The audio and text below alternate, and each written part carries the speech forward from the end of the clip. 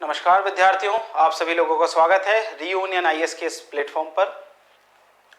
हमारी हिस्ट्री को लेकर के सीरीज चल रही है, मॉडर्न हिस्ट्री को लेकर के, जिसमें हमारे जो विगत लेक्चर हुए हैं उन लेक्चर में मैंने आप लोगों को ब्रिटिश भू राजस्व व्यवस्था और भारत में ब्रिटिश शासकों की आर्थिक नीतियां जो हैं उसके संदर्भ में लेक्चर लिए थे। आई होप आप सभी लोगों ने वो लेक्चर देखे होंगे। नहीं देखे हैं तो आप जो प्लेलिस्ट है इस प्लेलिस्ट में जाकर के उन वीडियोस को देखें और उसके बाद आज का लेक्चर देखें। आज का हमारा जो लेक्चर है वो उन जो पहले वाले लेक्चर हमने देखे थे जिनमें हमने भू राजस्व नीतियों की चर्चा की थी, आर्थिक नीतियों की चर्चा की थी और ब्रिटिश शासकों के द्वारा जो इकोनॉमिकल पॉलिसीज जो डेवलप की गई उनकी चर्चा की थी। उनका जो प्रभाव पड़ा भारत में उस प्रभाव को दर्शाता है। आज का हमारा जो लेक्चर है वो जन एवं जनजातीय विद्रोहों पर आधारित है कि भारत में कहां पर कौन कौन से जन एवं जनजातीय विद्रोह हुए।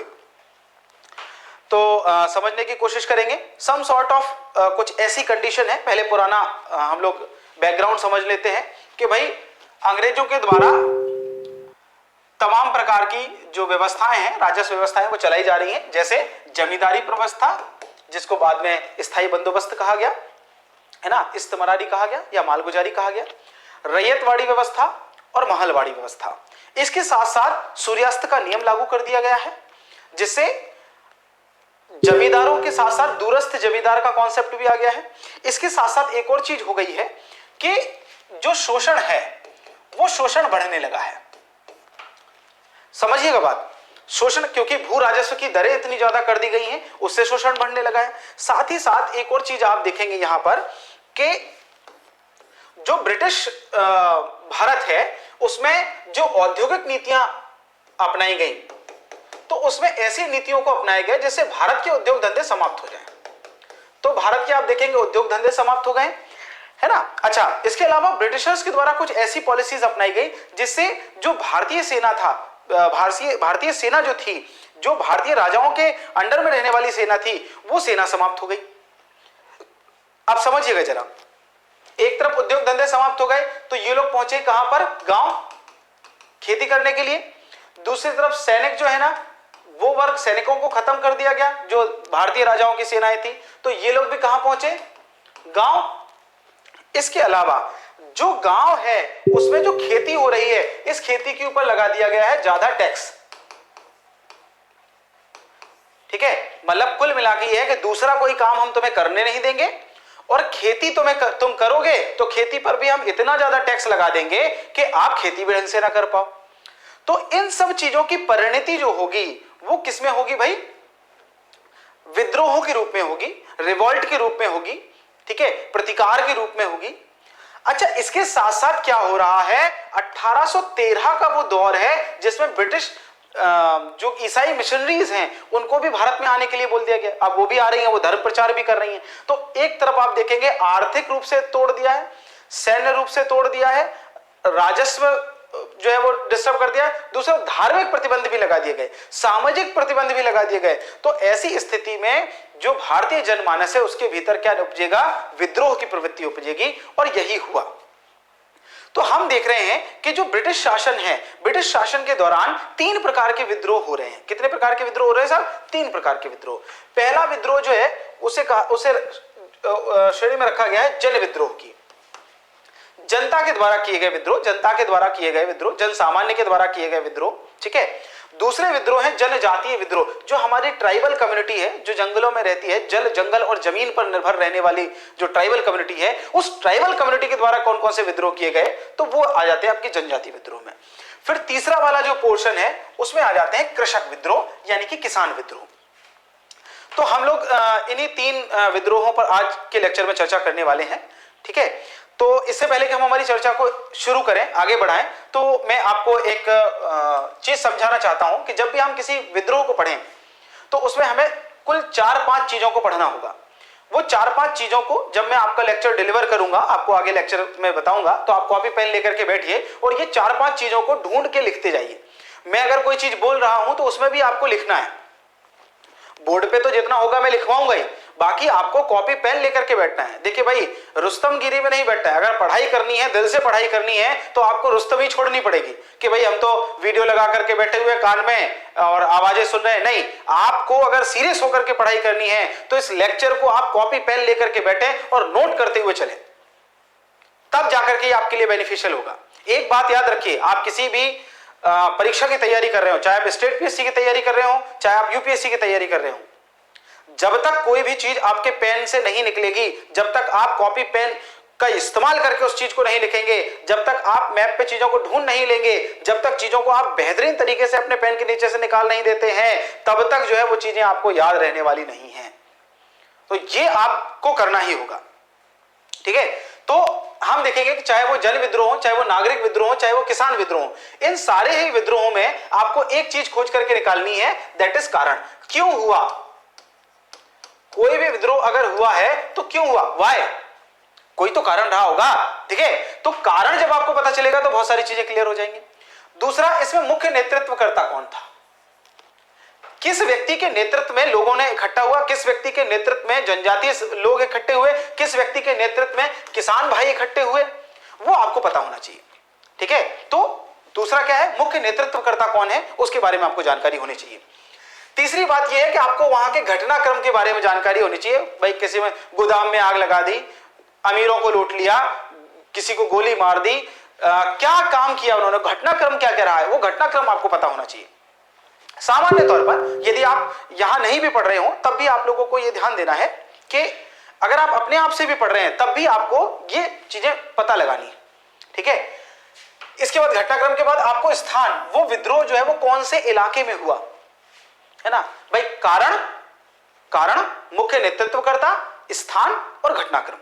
इसके अलावा एक और चीज है, यदि मुख्य नेतृत्वकर्ता की हम बात करेंगे तो यहां पर वर्सेस में अंग्रेज अधिकारी कौन सा है जिसने इस विद्रोह को दबाया, क्योंकि यह क्वेश्चन भी कई बार पूछ लिया जाता है, मैच द कॉलम में पूछ लिया जा सकता है, ठीक है, कि कौन से अंग्रेज अधिकारी ने इस विद्रोह को दबाया। तो मुख्य तौर पर बातें जो याद करने वाली हुई वो यही निकल करके आई हैं कि भाई आपको कारण पता करना है, मुख्य नेतृत्वकर्ता पता करना है, घटनाक्रम पता करना है और स्थान पता करना है।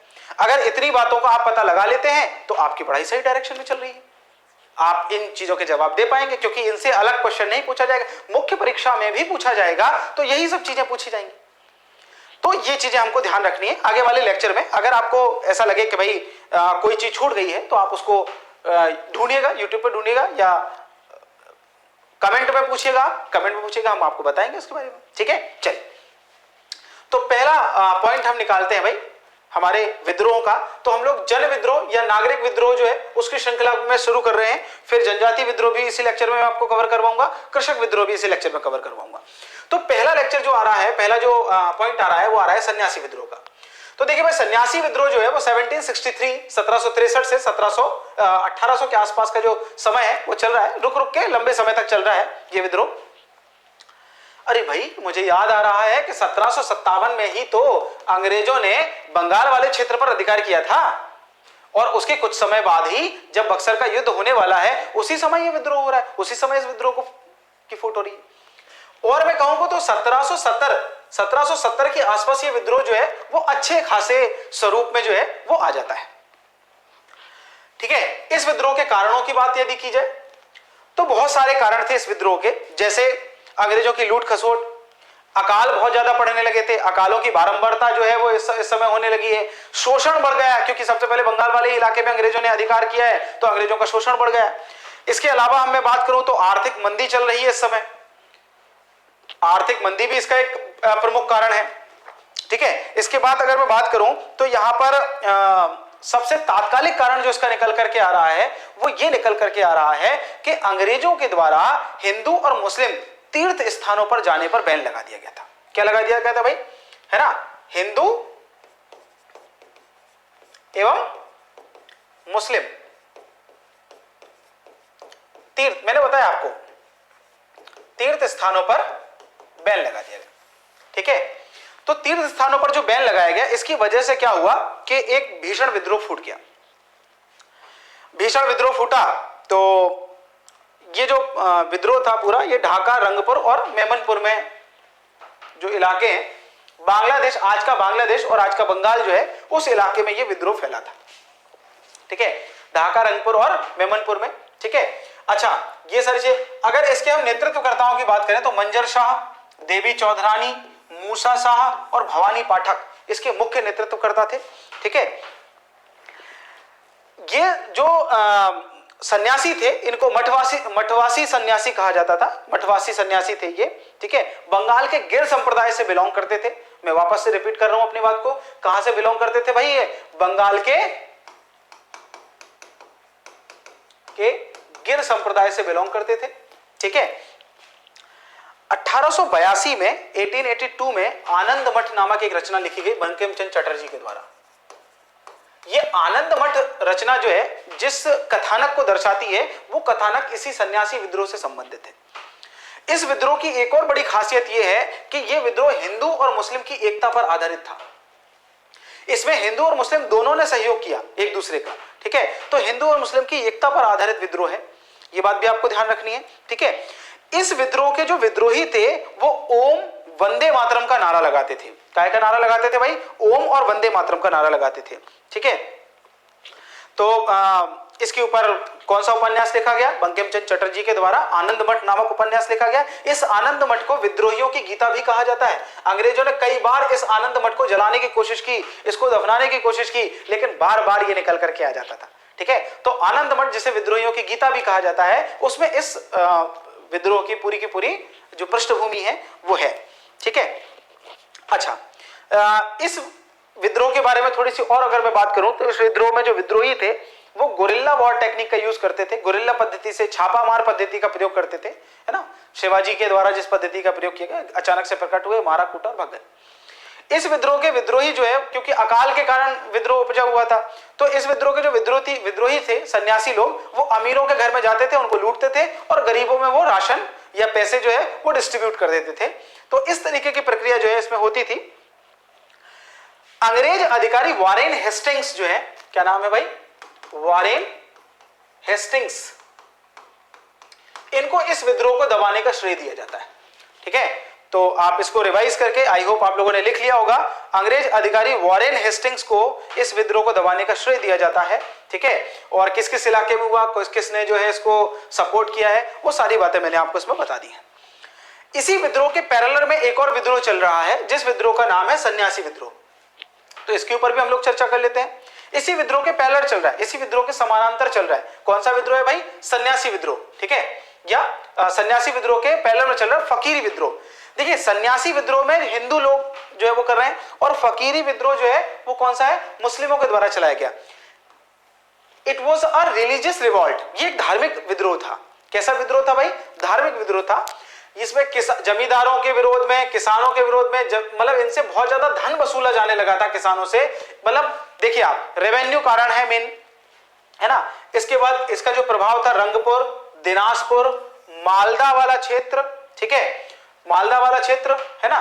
तो इसके जो नेतृत्वकर्ता थे उनका नाम था भाई, मदारी संप्रदाय के प्रमुख थे ये, मदारी संप्रदाय के मुखिया, जिनका नाम है नेता मजमून शाह। तो मजमून शाह साहब जो है वो इस विद्रोह के जो है वो नेता रहे हैं। इसके अलावा इस विद्रोह में हिंदू जो लोग हैं उन्होंने भी सपोर्ट किया है। ठीक है, किसने सपोर्ट किया है? हिंदू लोगों ने। जैसे मैं बात करूं इसमें, हाँ, ये मेरे ख्याल से आप लोगों को इसका प्रभाव क्षेत्र समझ में आया। रंगपुर, दिनाजपुर, मालदा, ये बांग्लादेश और बंगाल वाला ही इलाका है। ठीक है, बांग्लादेश और बंगाल वाला ही इलाका है ये। ठीक है, जेम्स रसेल नाम के व्यक्ति हैं, उन्होंने इस विद्रोह का दमन किया था। ठीक है, अच्छा इन्होंने क्या किया था? जेम्स रसेल रेनल नाम के जो व्यक्ति हैं, जेम्स रेनल ने, इन्होंने मजमून शाह जी को गिरफ्तार कर लिया, बंदी बना दिया और इन्हें जेल में डाल दिया। इसके बाद इनकी हत्या कर दी मजमून शाह जी की। जब मजमून शाह की हत्या हो गई तो इस आंदोलन का नेतृत्व चिराग अली नाम के व्यक्ति ने किया। ठीक है, मजमून शाह की जब हत्या हो गई तो किसने किया भाई? चिराग अली। अच्छा, इसके अलावा हमने जो पहले वाले विद्रोह में देखे थे, देवी चौधराइन, मूसा शाह, इन लोगों ने भी इस विद्रोह का सपोर्ट किया क्योंकि एक ही इलाका था।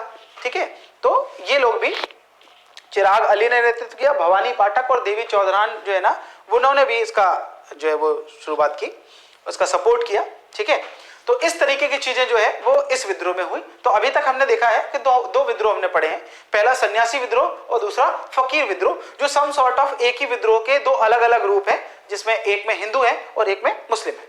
ठीक है, एक ही तरीके की गतिविधियां हो रही हैं और एक ही क्षेत्र में हो रहा है।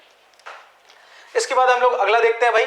तो एक विद्रोह आ रहा है पाइका विद्रोह। ठीक है, बड़ा इंपॉर्टेंट विद्रोह है ये करंट में भी रहा है, इसलिए इसको आप जरूर इसको बड़ा इंपॉर्टेंस दें आप, ये बड़ा महत्वपूर्ण है। ठीक है, कौन सा विद्रोह? पाइका विद्रोह, बड़ा महत्वपूर्ण है भाई ये। ठीक है, तो इसको आप जरूर ध्यान देंगे। तो ये उड़ीसा के खुर्दा जिले से स्टार्ट हुआ था। उड़ीसा के कौन से जिले से? खुर्दा जिले से। ठीक है, अब इसके बारे में थोड़ी सी कहानी है, आप समझ लीजिए। उड़ीसा जो जिला है, यहां पर गजपति शासकों का शासन हुआ करता था, गजपति शासकों का, है ना। गजपति जो है वो उड़ीसा के राजाओं की उपाधि रही है। तो जब इनका शासन हुआ करता था तो पाइका जाति जो है, कौन सी जाति? पाइका जाति। इस पाइका जाति को टेम्परेरी सैनिक के रूप में एक्सेप्ट किया गया था, है ना। टेम्परेरी सैनिक यानी कैसे? शांति काल में ये लोग किसानी करते थे पाइका लोग, और युद्ध काल में ये लोग युद्ध लड़ते थे। तो राजाओं के द्वारा पाइका जनजाति के लोगों को टैक्स फ्री लैंड प्रोवाइड करवाया गया था। टैक्स फ्री लैंड यानी ऐसी जमीन दे दी गई थी जिस पर कोई कर नहीं लगेगा। किसको दे दिया गया था? पाइका जनजाति के लोगों को। तो पाइका जनजाति के लोगों को उड़ीसा में टैक्स फ्री जमीन मिली थी। क्यों मिली थी? मैंने आपको बताया, क्योंकि ये राजा की सहायता करते थे जब भी युद्ध काल होता था, और शांति काल में ये लोग क्या करते थे? किसानी करते थे। अब क्या हुआ भाई, जो राजा है मुकुंद देव राय, बच्चा है ये मुकुंद देव राय, मुकुंद देव राय को जो है वो अंग्रेज कैप्चर कर लेते हैं। इनके जो संरक्षक होते हैं जय गुरु साहब, इनको जिंदा ही दो टुकड़ों में बांट दिया जाता है, ऐसे हाथी से बंधवाया जाता है और बीच से फाड़ दिया जाता है, ऐसी स्थिति आ जाती है। और किसानों से यह कहा जाता है, यानी पाइका जनजाति के लोगों से यह कहा जाता है कि यदि आप टैक्स देंगे तो आपके पास जमीन रहेगी, अदरवाइज आपके पास जमीन नहीं रहेगी। मतलब टैक्स फ्री लैंड को टैक्सेबल लैंड में कन्वर्ट कर दिया था किन्होंने? अंग्रेजों ने। तो फिर क्या था भाई, बक्सी जगबंधु विद्याधर के नेतृत्व में ये जो उड़ीसा के राजा थे, उनके सैन्य कमांडर हुआ करते थे, खुर्दा के राजा के सैन्य कमांडर, इन्होंने भाई साहब विद्रोह करना शुरू कर दिया। जब विद्रोह किया गया तो इस विद्रोह को दबाया गया। ठीक है, इस विद्रोह को दबाने के लिए जो है वो जगबंधु विद्याधर को गिरफ्तार कर लिया गया और धीरे धीरे आंदोलन चलता रहा। अच्छा, इसमें कुछ कारण और भी हैं, वो कारण भी आप समझ लीजिए कि पाइका विद्रोह, एक कारण तो मैंने आपको बता दिया, कौन सा कारण है भाई? टैक्सेबल लैंड को नॉन टैक्सेबल लैंड को टैक्सेबल लैंड में कन्वर्ट कर दिया, यानी कर मुक्त भूमि को कर युक्त भूमि में कन्वर्ट कर दिया गया। इसके अलावा भी था, कंपनी जो है वो जबरन वसूली करने लगी थी। क्या करने लगी थी? जबरन वसूली। ठीक है, अब जबरन वसूली तो करने लग गई भाई, ठीक है। एक और चीज है भाई, यहां पर नमक के दामों में भारी वृद्धि कर दी गई।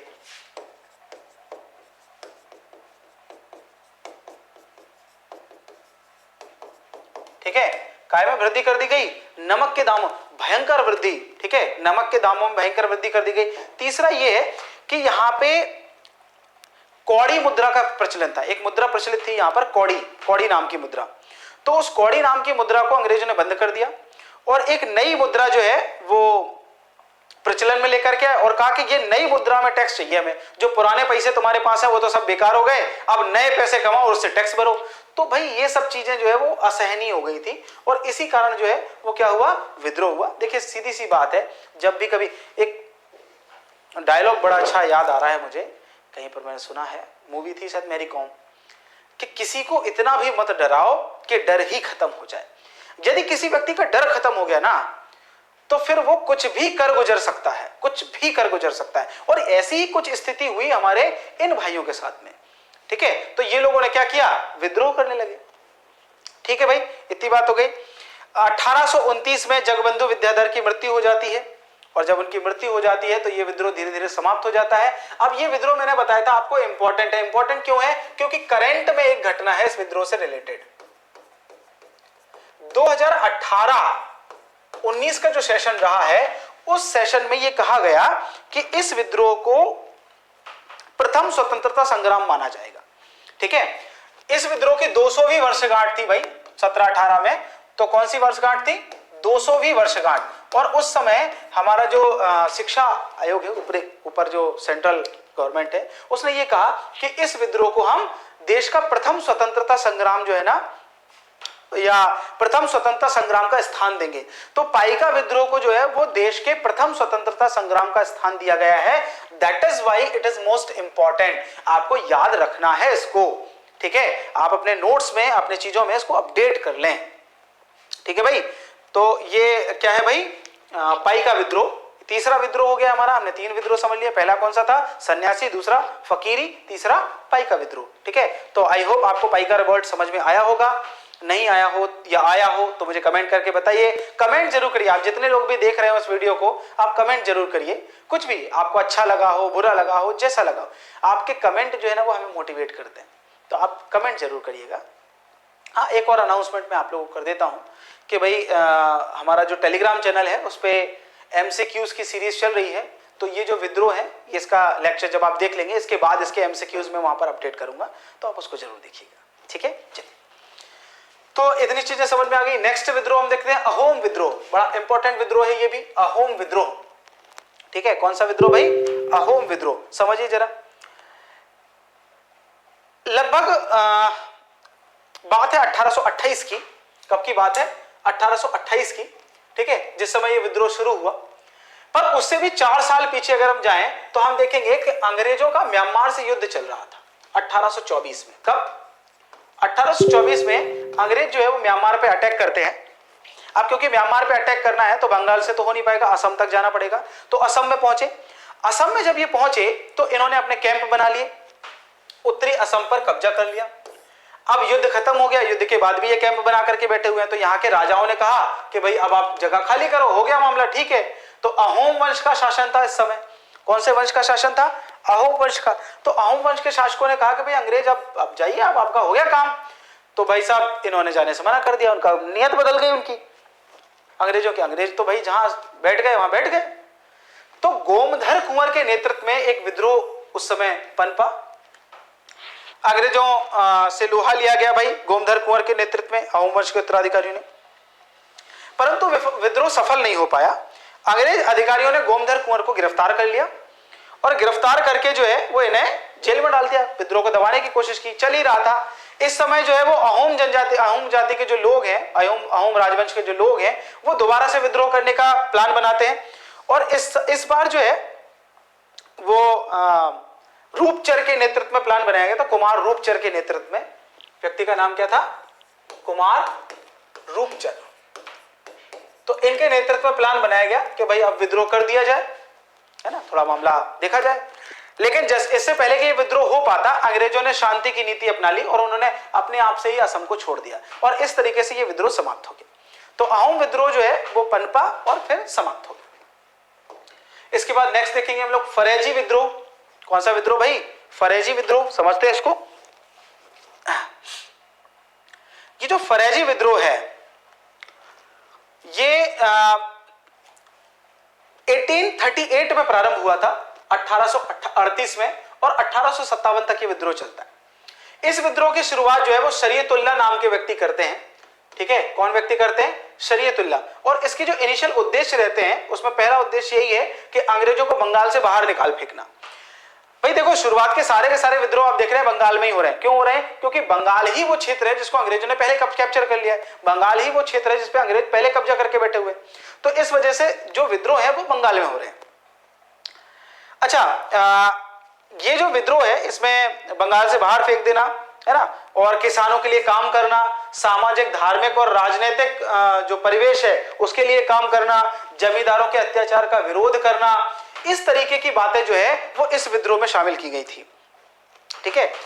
इस विद्रोह के जो आंदोलन करता थे वो जगह जगह उपद्रव करते थे, ठीक है। और ये विद्रोह जो है जब शरीयतुल्लाह की मृत्यु हो जाती है उसके बाद उनके जो पुत्र होते हैं मोहसिन, जिनको दादू मियाँ के नाम से जाना जाता है, उनके द्वारा इस विद्रोह का नेतृत्व किया जाता है, ठीक है।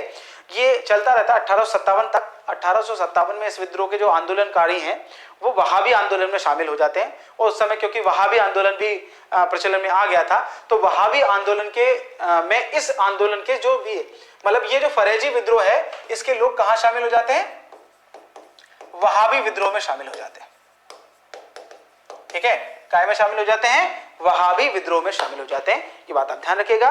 तो इस आंदोलन के नेतृत्वकर्ताओं जो भी थे उन्होंने कौन से आंदोलन में शामिल हो गए, वो वहाबी आंदोलन में शामिल हो गए। ठीक है भाई, चलिए नेक्स्ट देखते हैं हम लोग। तो इसके बाद नेक्स्ट आ जाता है हमारा वहाबी आंदोलन। कौन सा आंदोलन आ जाता है भाई, वहाबी आंदोलन। ठीक है, तो ये वहाबी आंदोलन है, ये सैयद अहमद बरेलवी के द्वारा शुरू किया गया था 1830 में, और 1831 में सैयद अहमद बरेलवी की मृत्यु हो जाती है। उसके बाद इनायत अली और विलायत अली नाम के दो व्यक्ति जो है वो इस आंदोलन को चलाते हैं। इस आंदोलन को सलफी आंदोलन भी कहा जाता है। क्या कहा जाता है, सलफी आंदोलन। इस आंदोलन का मुख्य जो उद्देश्य था वो था इस्लाम में सुधार लाना। काय में सुधार लाना है ना, मुख्य उद्देश्य की हम बात करें तो मुख्य उद्देश्य क्या था, इस्लाम में सुधार।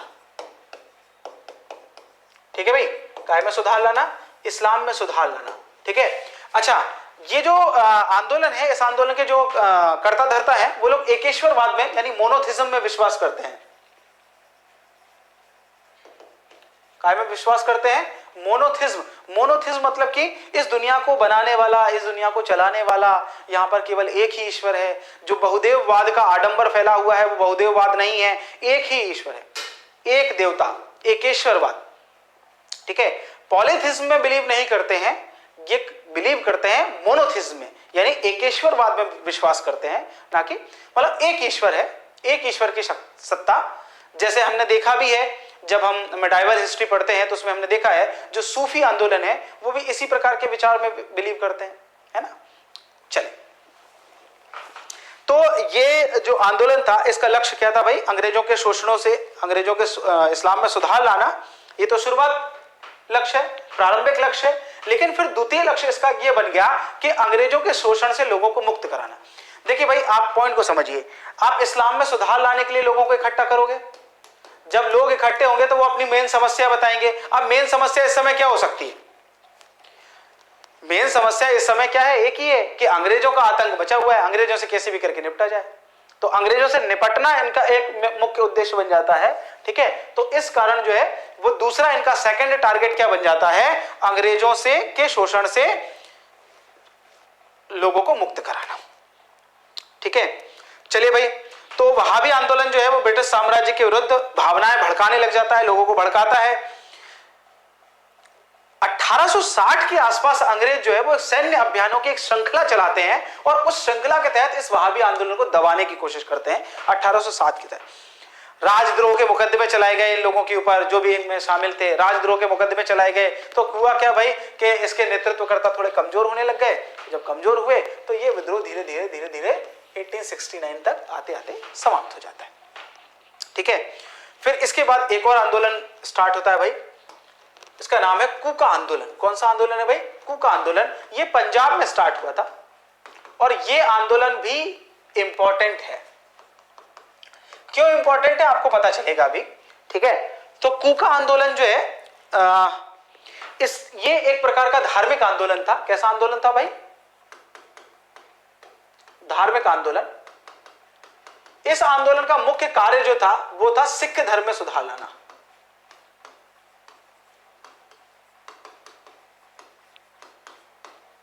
ठीक है, कौन से धर्म में सुधार लाना, सिख धर्म। 1840 और 1872 के बीच में यह आंदोलन चला। अगर आपने मॉडर्न हिस्ट्री थोड़ी बहुत भी पढ़ी होगी तो आपको एक बात पता होगी कि राजा रणजीत सिंह की मृत्यु जो है वो 1839 में होती है। और राजा रणजीत सिंह की मृत्यु के बाद जो है वो सिख जो पंजाब का राज्य है वो तेजी से बिखरता है, क्योंकि राजा रणजीत सिंह के बाद जो उनके उत्तराधिकारी आते हैं वो अयोग्य हैं। रानी जिंद कौर का शासन आता है, लाल सिंह के साथ उनके प्रेम प्रसंग होते हैं, तो लाल सिंह उनकी बात नहीं सुनता। लाल सिंह उनका सैन्य कमांडर है। तो जो अमृतसर की संधि हुई थी वो संधि टूट जाती है अंग्रेजों के साथ में और लड़ाई होने लग जाती है। और लड़ाई जब होती है अंग्रेजों की और सिखों की, तो इसमें सिख सेना को डिसमेंटल कर दिया जाता है। इसके अलावा जो है वो अंग्रेज जो है वो पंजाब में बहुत ज्यादा एक्टिव हो जाते हैं। तो जब पंजाब में बहुत ज्यादा एक्टिव हो जाएंगे तो ये कूका आंदोलन जो है वो शुरू किया था धर्म में सुधार करने के लिए। लेकिन जब अंग्रेजों का इंटरफेयर बहुत ज्यादा होने लग जाता है पंजाब में, तो ऐसी परिस्थिति में ये जो कूका आंदोलन के लोग हैं ये क्या करते हैं, ये अंग्रेजों के विरुद्ध लड़ाई लड़ने लग जाते हैं। तो शुरू तो हुआ था धर्म में सुधार करने के लिए, लेकिन होने क्या लग जाता है, अंग्रेजों से लड़ाई होने लग जाती है।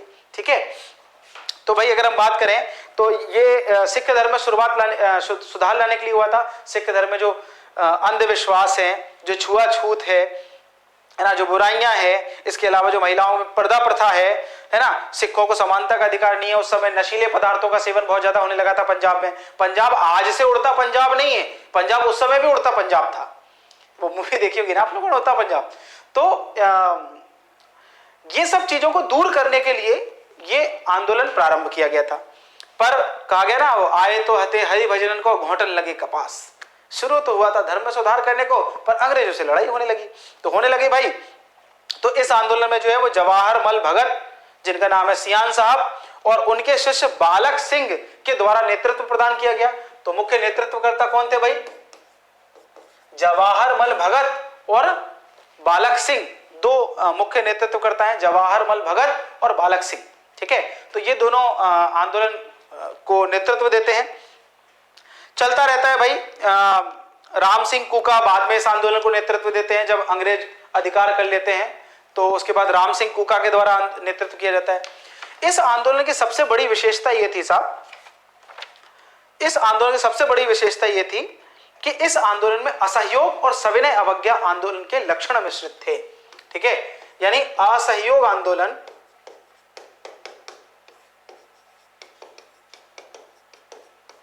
और सविनय अवज्ञा आंदोलन,